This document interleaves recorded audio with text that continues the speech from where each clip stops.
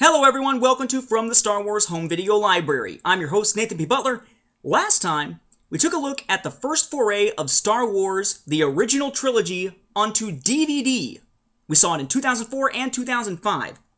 In 2004, we had a set that included all three of the films with audio commentary on their own discs, in their own cases, with their own little inserts with chapter listings. And in 2004, we got a fourth disc, a bonus disc with all kinds of cool bonus material on it, like Empire of Dreams, in its own case with its own insert as well. There was a full screen and widescreen release of that. The very next year, 2005, they re-released them all again without the bonus disc, just the films themselves, in a different bit of cardboard packaging. The clamshell cases and the inserts and everything, the art, all the same. The discs, all the same, right down to their labels. The very next year, I kid you not, they did it again. Only this time it was something fans have been waiting for a long time. That was the release of yet another round of classic trilogy DVDs. This time including the unaltered editions. They called them the limited edition. They were originally sold individually. There was no boxed set, at least not in the United States, of these. We start with A New Hope.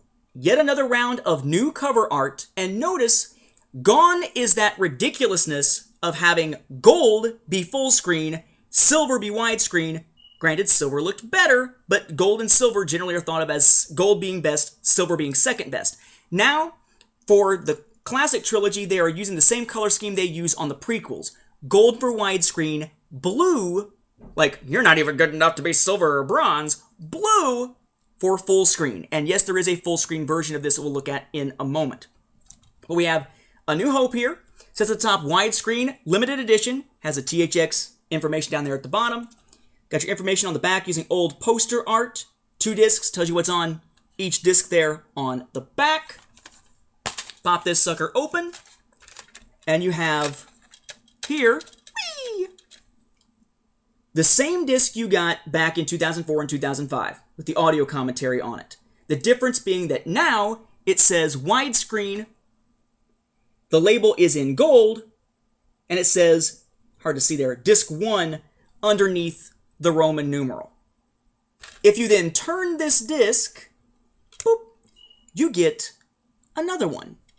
This one is a so-called bonus disc, it says. It's the reason people were buying these in the first place after probably already having bought the trilogy either in 2005 or 2004, just within the last couple of years. This includes, a lot of people forget all the content, neat little new menus that look like old poster art, kind of cool looking, along with the original unaltered edition, as they call it, of the films. Now, it's based on the old definitive edition laser discs, minus a couple changes to the A New Hope one with some good prints from the old 70mm film versions to fit in things like, you know, the lack of the A New Hope subtitle on the opening crawl. But what we get here is finally a digital release of a non-tweaked, non-special edition pre-1997 version of A New Hope. Then a pre-97 version of Empire Strikes Back, and the same for Return of the Jedi. Awesome thing. Loving it. Finally, it's here. People still bitched. Why? Because it is the original. It is not THX remaster or anything like that. It is what it is. You're getting what amounts to sort of a Laserdisc transition, but it's not restored in as beautiful a version as what we get on the DVD. It's not DVD video quality. What do you expect? It wasn't made originally in DVD video quality. A lot of people said, well, why not just restore it? Huh? And take another few years before it gets to you? Fine. Still would like to see that someday, maybe on Blu-ray or something like that. But in this case, what really started to rub people the wrong way was that these are being released in the era in which people are slowly but surely making their way toward buying HD televisions and widescreen televisions. By the time these are a few years old, that'll start to become the norm when people buy new televisions. And it's in something that wasn't really an issue on a regular 16:9 television, yet would be on a widescreen television. They decided to put these on here non-anamorphic. Now, for the non-tech savvy, like me sometimes, what you're dealing with here, that means that there is no enhancement for widescreen televisions. Like if you watch the regular DVD on a widescreen television, there's only a tiny bit of black on the top or bottom, and the film takes the entire width of your screen. In the case of this, what you get is a letterbox version, which means it's just like watching one of those letterbox widescreen editions that we got on VHS multiple times. On a 16:9 television, it shows the film, right? Nice, goes all the way across the screen, big black bars on the top and bottom. But it's fine because you're on a 16:9 screen, that's how you watch anything that's widescreen. But if you take that disc and play it on a widescreen television, you're in for a bit of a shock.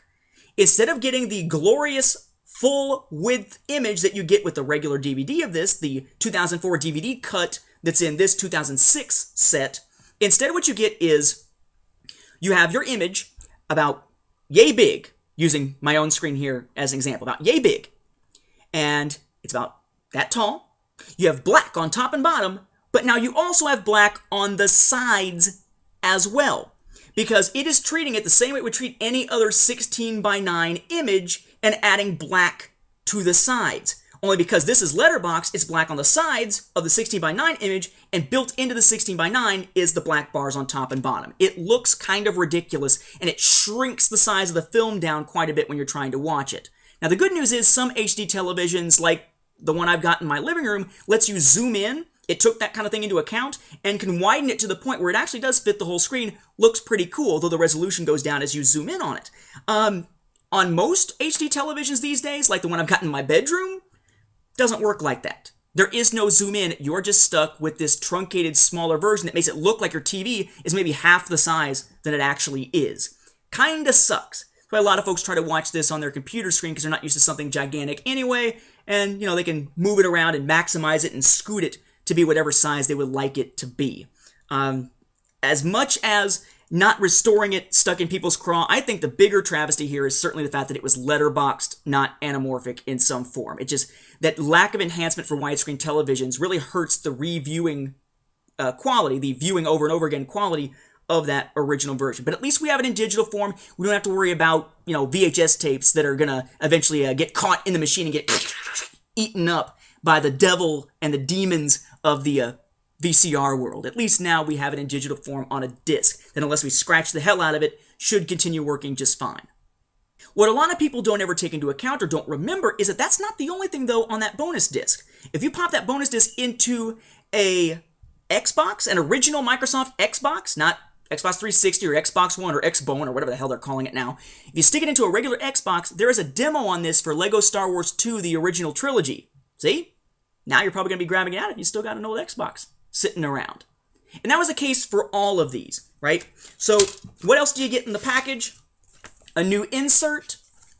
Backside has chapter listings. You open it up, and it's got information about the other products in the line because they are being sold separately, and about the disc versions and stuff like that. And then, hey, there's that demo for LEGO Star Wars. Lots of folks don't bother to open these up and really look through them, so a lot of folks didn't know about that demo unless they just took the time to poke around in the extras and stuff on the second disc. But there's A New Hope. Empire Strikes Back. Again, new art on the back. It's got its own insert that has the same kind of thing going on. Original disc repackaged, different color to the logo. Now it says widescreen, now it says disc 1. Bonus disc. This has, of course, the original unaltered version of The Empire Strikes Back. Letterbox, unfortunately, along with the demo, again, of LEGO Star Wars 2, the original trilogy. Same thing again, still gold packaging for Return of the Jedi. Rear side. Inside, you got your little booklet and such. You've got the repackage of that 2004 disc with a different label again. And now you've got the Revenge of the Sith, or Revenge of the Jedi poster art here for Return of the Jedi with widescreen and, with widescreen on this one with disc 1, and then this one labeled simply as bonus disc. Again, unaltered version of the film, along with a demo of the LEGO Star Wars game.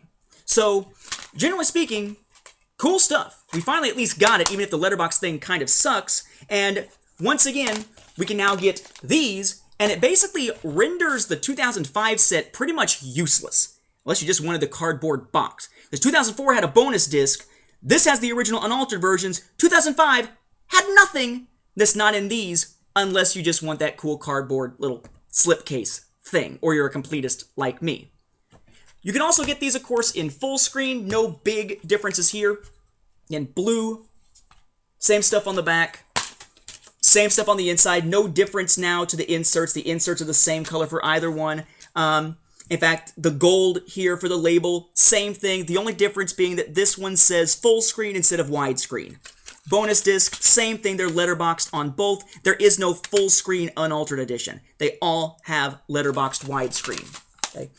Empire Strikes Back, again, no point showing the insides because they're the same as the other one. Empire Strikes Back in blue. Return of the Jedi also in blue. It bothers me to a degree here that you couldn't buy these as box sets. But I got lucky, because there was one place in the United States that actually sold these as what sort of amounts to a boxed set, but only if you bought them a certain way. When these came out, if you had bought them at Best Buy and decided to buy all three of the widescreen versions at the exact same time, no option for this for full screen, just for widescreen, as it should be because full screen sucks. What we got here was a special collector's tin. Buy all three. They're put together inside this cool little collector's tin. Has the logos and stuff on the sides, right? Cool art on either side. Pop it open. What's inside? It's all three of those clamshell case kind of DVDs, right? All three of them. In fact, that's why, if you notice when I was flipping them around, the full screen ones have a barcode. My widescreen ones have that little sticker covering the barcode because they were not to be individually resold because they were part of this package. Now, what's weird is I can open it up and then I can open it up.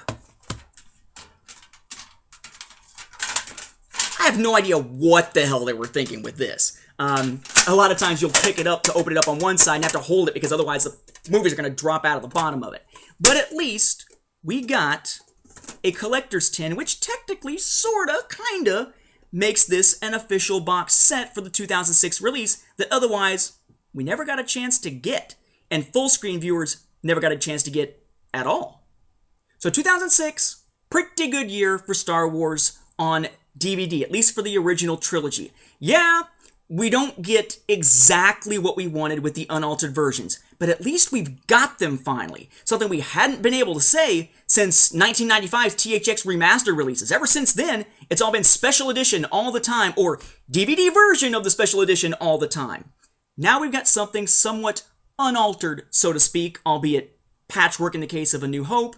It's a start. Hopefully we'll see something like that again someday, restored on Blu-ray or something. I'm not holding my breath, but hopefully. This is not the last time that these discs will see yet another re-release. We are going to wind up seeing there is one more time that these will basically be re-released. They will yank out the inserts, slap them into slim cases, slap them into a box, get rid of full screen, and reuse the same 6 discs as the widescreen release from 2006 one more time, prior to eventually finally getting rid of that version of the DVDs they're selling over and over again in favor of the ones found in here in 2013, which will get its own discussion a little while later on. With that, we wrap up this episode on 2006. Next, we take a look at the prequels before we come around to seeing the last time these will be on DVD yet again. For now, thank you for watching, and may the Force be with the home video viewers.